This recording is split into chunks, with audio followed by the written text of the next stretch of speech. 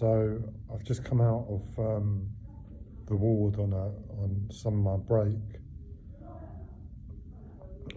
and I decided before just to pop out. I mean, the ward is only just here, but I'm sitting outside in the hallway so I can make a live stream.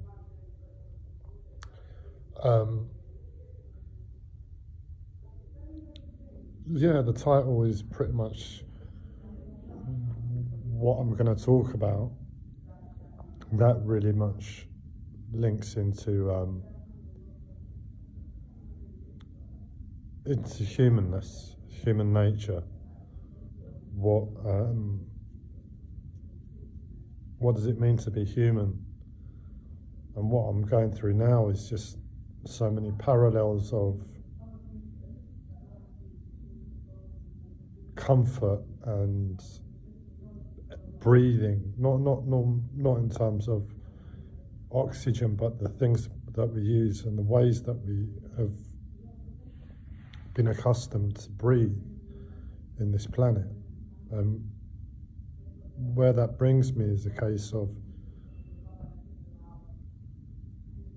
I don't like emotions. My life has taught me not to like the feeling of emotion unless I'm present with somebody and it's appropriate in the moment. So in other words, not to feel into the emotion, not to breathe into the emotion, just to experience it as a present moment experience of life. I don't know if that makes sense. It's like you're talking to somebody, you're happy, you're sad, you're angry, you're joyous, you're all of the other emotions in the midst of a conversation. And whilst you're talking, you can experience that emotion. And that's as far as I go with emotions. When emotions come onto me, like the feeling of sadness and feeling of happiness, unless it's appropriate to what's going on around me in the present moment, I don't want to breathe it in. It's yucky, it's not nice, it's dirty to me. That's the way my life has taught me to be, naturally. I'm not trying to do anything, that's the way I naturally am. But given what I'm going through at the moment, the hardships I'm going through, you'd be hard pressed to find somebody who will turn away an emotion when it relieves them from a deeper level of suffering. So in other words, in that yuckiness of emotions that I described, I don't want to feel it. But when it's a case of that yuckiness, and I still know it's yucky, I still feel like it's yucky, but when that yuckiness is taking place, it's a case of, and I'm going to use this to slow down. The live stream's helping me to slow down, so that's what I'm using it for as well. When times are hard, sometimes emotions can be a little breath of fresh air, a little bit of space to a really, really hard situation. And when you're facing that hard situation all the time and you've got no way out,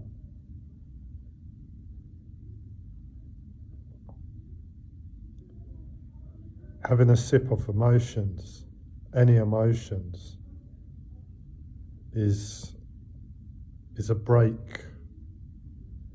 And in that weird contradiction of appropriateness, because it's not appropriate to be happy when your outside world is sad and down and painful. It's not appropriate, is it? But then again, if your life is sad and down and painful, and you need oxygen,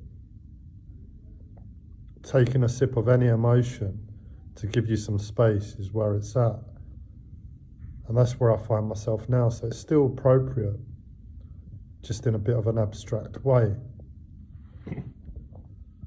I hope that made sense. I've seen that I've got one viewer currently watching this live stream, and the pressure of having to talk to someone in the moment is sort of freezing my brain.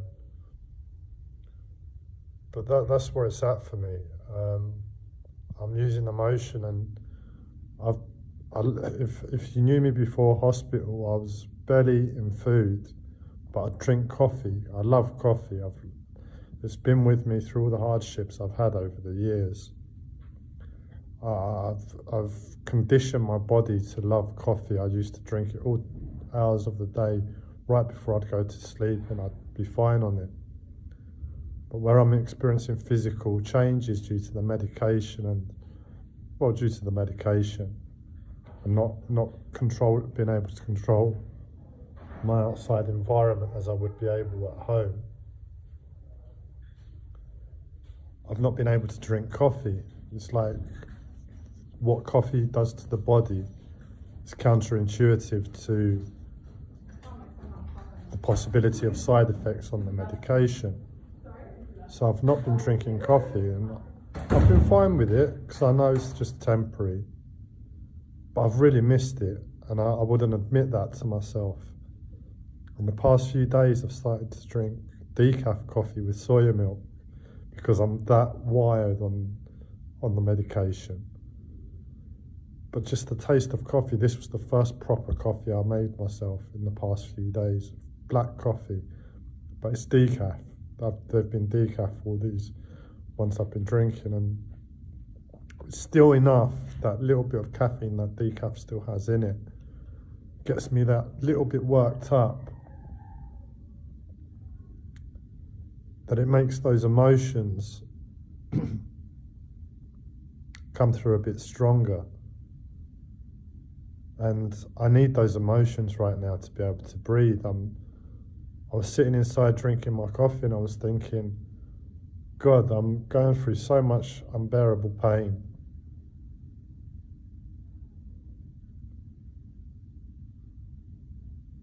And I've just seen that the one viewer I had's logged off, so that's what threw me. I don't want to know how many viewers I've got, but I'm going to keep talking for any potential viewers in the future, and for myself in the present. But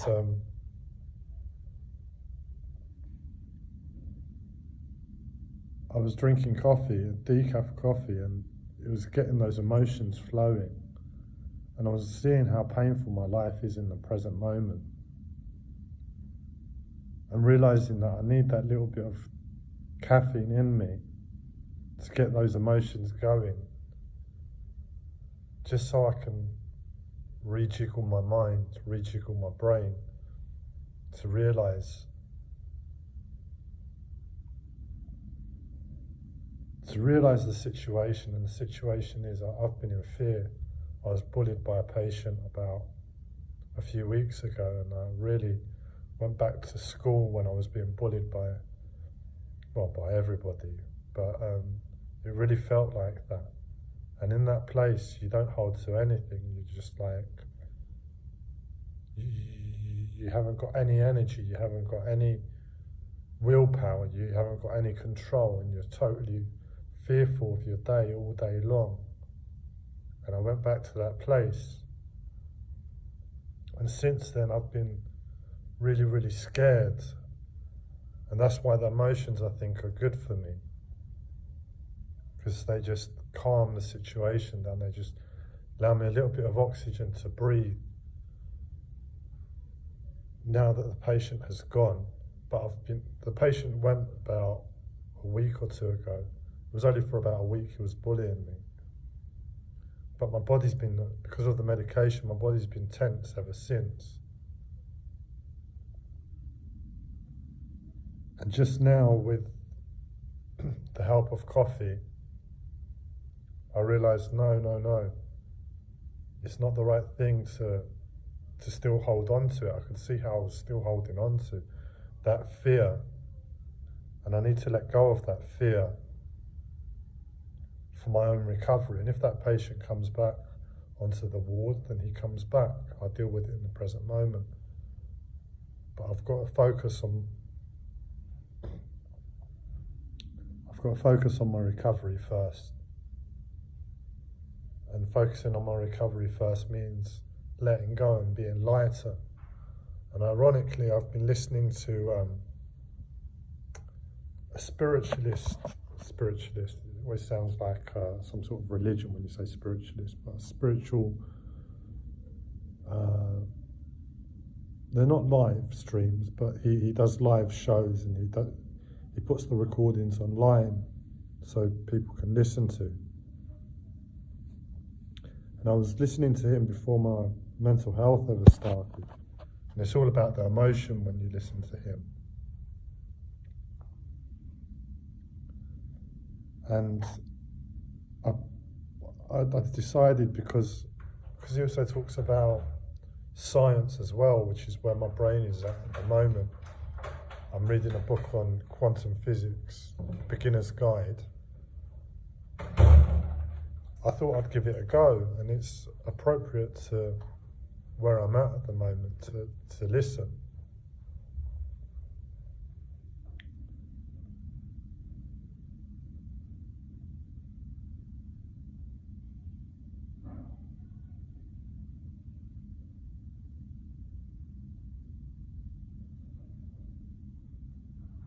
Sorry, I'm just having to slow down as I can take a breath. I'm going to possibly try and make a few more live streams in the next coming days so I can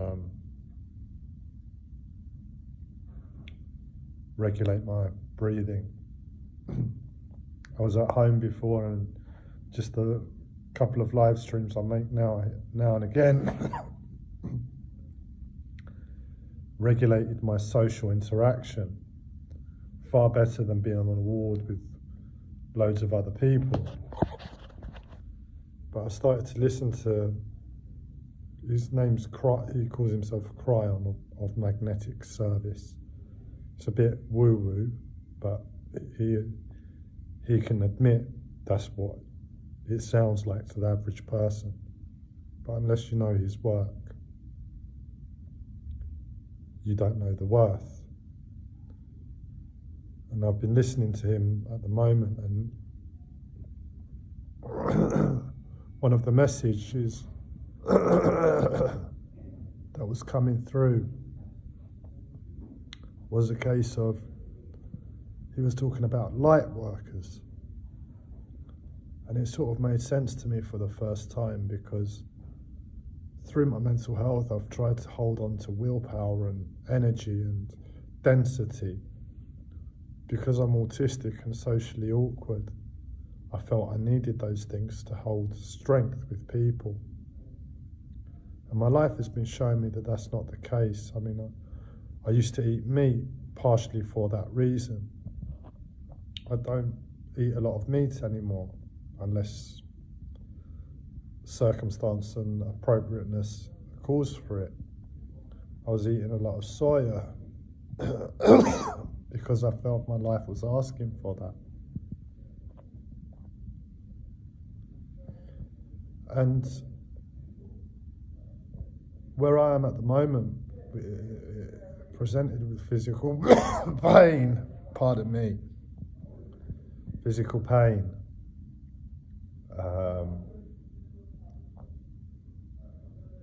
as my day-to-day reality, and dancing around the side effects of the medication on top of that.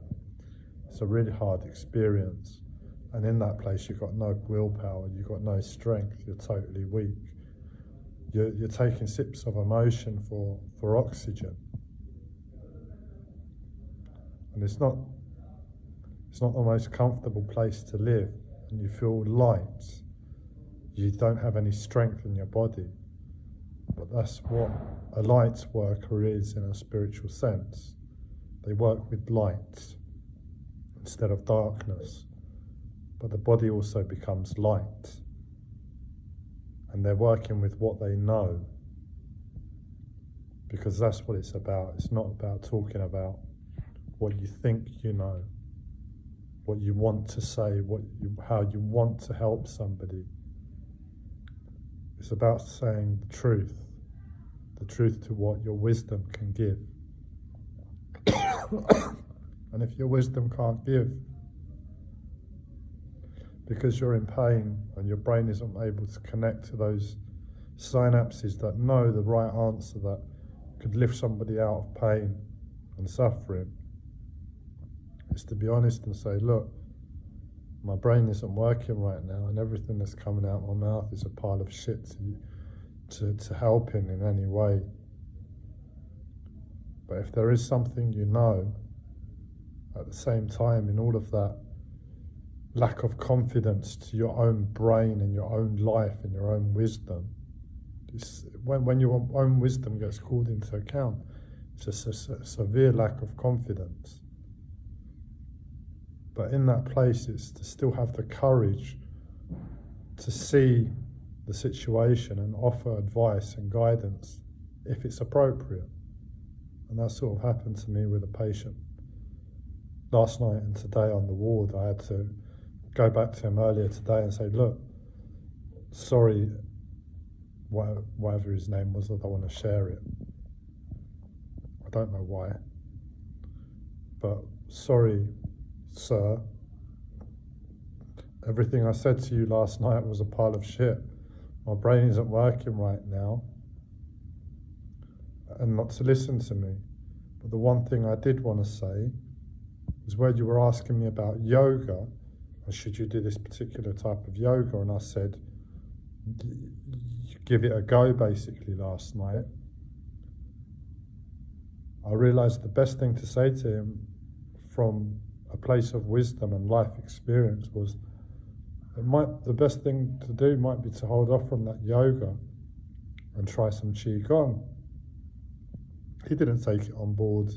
I could see his attachment to the yoga, and it was almost like a sounding board he was using me as.